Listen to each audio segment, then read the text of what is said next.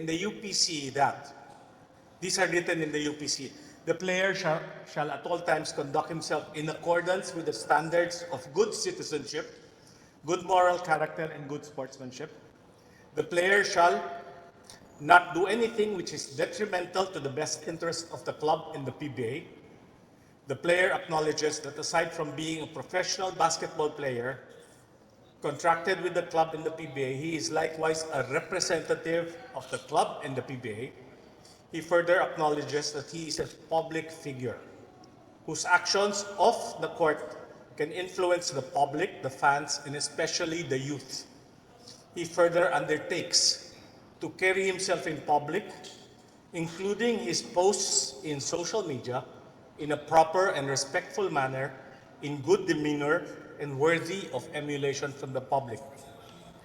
Quarreling with other players in pickup game, engaging in a challenge to fight, chasing after his protagonist with a handgun, and then shooting his gun are not consistent with the standard of behavior and image that the PBA wishes to project to its fans, particularly to its young followers. The potential for young people to see Amores' conduct as acceptable is disturbing, and this the PBA will not permit. Consistent herewith, both the PBA and the management of Northport are strongly against any kind of violence on and off the court. They also advocate responsible ownership and safe handling of guns. Unfortunately, this is not the first time that John Amores had been involved in violence, which instances will no longer be enumerated herein. In coordination with the management of Northport, the Commissioner has decided that John Amores will be suspended for all his games in the next conference of the PBA's 49th season, without pay for conduct detrimental to the league. Furthermore, in order for Amores to be allowed to play again in the PBA, he must, without delay, submit to counseling to address his anger and violent tendencies. And clearance to play must be obtained from his counselors. Choice of the counseling program of Amores should be with the approval of the PBA. And the program must continue until cleared and terminated by the counselors. The rules on suspension of players shall be followed, which means you cannot be in the venue during games. In the meantime, Amores will be allowed to practice and join in its activities during his suspension. Isolating him from his normal environment will not be helpful and healthy for his rehabilitation. He must learn to deal with these issues under as normal circumstances as possible. It is under these normal settings, including the challenges and stress they create, where he can fully exercise tolerance and restraint. In any case, he will be subject to penalties and restrictions should his violent tendencies erupt during team activities. With this decision, his indefinite suspension is lifted, subject to the above terms of the decision. To be clear, Amores will continue to receive his salary and other emoluments, less the salary of the games where he is suspended. That's the decision. If you have questions, we're ready to answer those questions. I am here because I was part of the deliberations done with on this case.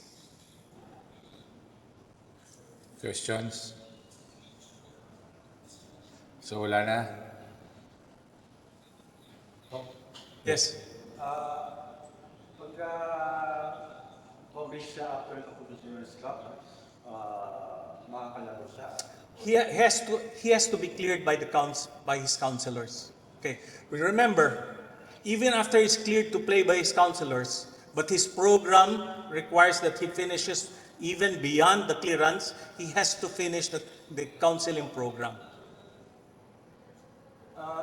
Nung license siya sa Ginseng Amusement Store, Kausap ko kahapon si Chairman Rivero. Pinakita ko yung desisyon, pumunta ako sa office niya.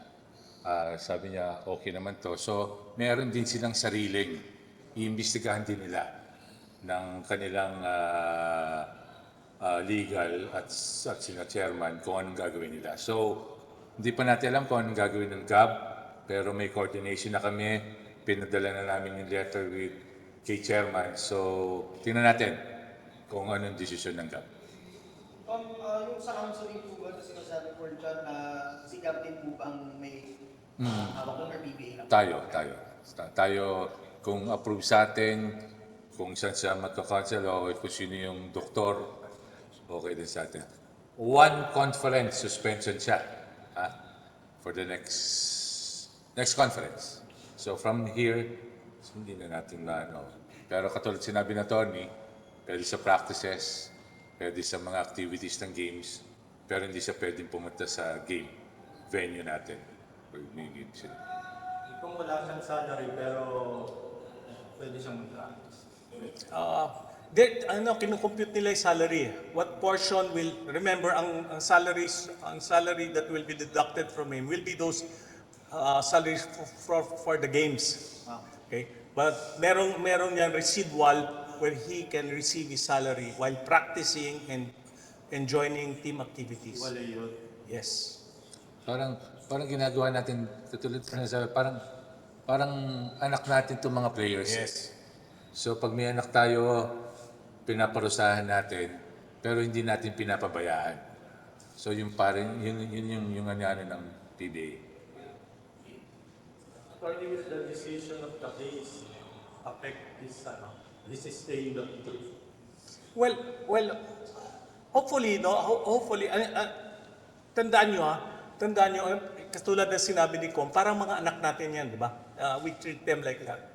And hopefully, this is a turning point for them. Okay? When we were discussing this, we were reminded of two people who were banned from playing Philippine basketball and also from playing in the PBA. But they've returned, they've been allowed to play. Okay? And I hope you remember these two people. One is still active. Lala niyo sino? One's still active. He was banned from playing, but now pinapayagan. But he apparently has turned a new leaf. He's learned to control his temper. Okay? Yung isa, sino? Naalala niyo sinong binan ng BAP na pinayagan maglaro ulit and now remains to be the face of the PBA? You know who he is. But these are our players. These are our alaga natin to. So hindi natin pwede pabayaan. Ang inaasahan lang natin, sana ayusin nila buhay nila dahil we're giving them all the opportunities to better themselves, to be better players and to be better citizens. Like what we said, no? He'll not be allowed to play in the games. Pero nasa practices siya. Hopefully, he focuses now on making himself a better player so that when he comes back to play, he would contribute. So we continue to support, the PBA will continue to support not only its players, but everybody who's within the PBA family. Is it on the bench of No, that's what we're saying. The rules on suspension of games will still be followed. Which means, iba ang rule natin pag suspended, outside the venue pa nga, hindi sila pwede sa venue. Yung North mo walang separate na level. Kasama din namin. Usap kami. Usap din kami. Usap. This was discussed in conjunction, in coordination with Northport Management. So the commissioner and Northport Management agreed. They had agreed on the decision. Mag-iwag ba ako penalty i-dismiss niyo? Pag-dismiss ang case, wala tayong problema. Ang problema, pag yun nga, di ba? Kaya sinasabi namin, the first sentence is the dismissal if ever, of the criminal case against John Amores will not prevent the PBA from penalizing him under PBA rules and standards. So, we're not penalizing him for his criminal act, no? If bahala ang husgado doon, ito violation of PBA rules.